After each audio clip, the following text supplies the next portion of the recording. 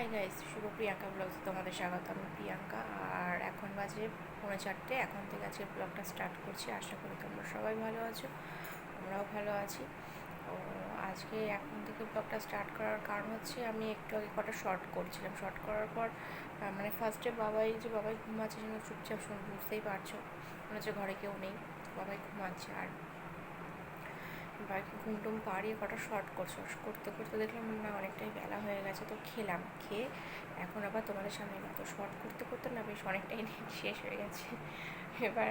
তো সেই কারণে আমাকে যাকে একটু তোমাদের সামনে আসি, বেশি বড় আজকে করতে পারবো না, কারণ বড় করলে মানে নেটের প্রবলেমে আমি আর সেটা আপলোড করতে পারবো না, নেট শেষ হয়ে যাবে। তো সেই কারণেই একটু আসা। আর খাওয়া যেতে হয়ে গেছে, আমার একটু ঘুম পাচ্ছে, কিন্তু ঘুম হবে কি না জানি না। হবে কি না বলতে, তোমার না আমার বেশ কাজ আছে অনেকে। দেখো আলনার মধ্যে সব জামা কাপড় রয়েছে, দেখতে পাচ্ছ, এই যে বাবাইয়ের জামা প্যান্টগুলো সব রয়েছে আলনায়, মানে এখনো ভাঁজ করা হয়নি। তারপরে এইখানে দড়িতে দেখো বাবার জামা কাপড় ঝুলছে, ঠিক আছে।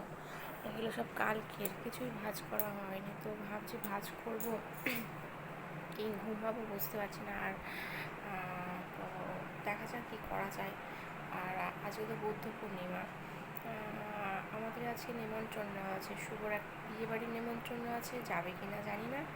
আমারও নিমন্ত্রণ আছে দু জায়গায়, বাট মনে হয় না কোনোটাতে যাওয়া হবে। একটা তো আমাদের ফ্রেন্ডস গ্রুপে এক দাদার বাড়িতে পুজো আছে, লক্ষ্মী নারায়ণ পুজো, তো সেখানে নিমন্ত্রণ করেছিল কালকে ফোন করে, বাট যাওয়া হবে না বলতে শুভ বাড়িতেই আসবে প্রায় 9:30-10টা। এবার অত রাত্রে ওখানে কী করে যাবো বলে, একটু দূর আছে বুঝেছো।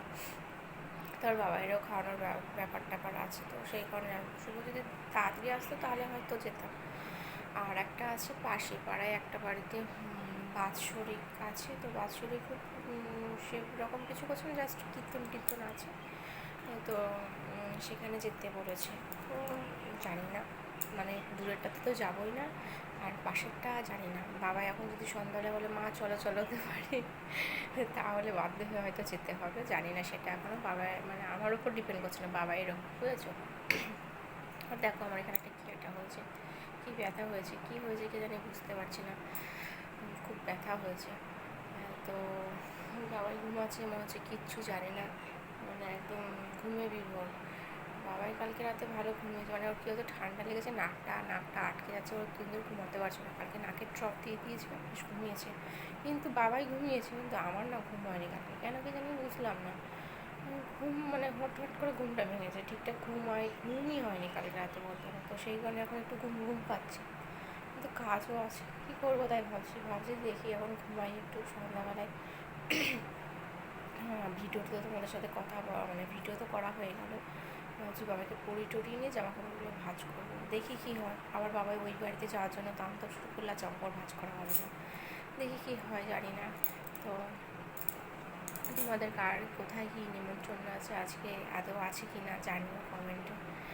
তো আর বেশি বড় করছি না, তোমাদের তো বললাম বেশি নেট নেই, এই যা নেট আছে তার মধ্যে আপলোড বসাতে হবে, জানি না তা তো কমপ্লিট হবে কি না।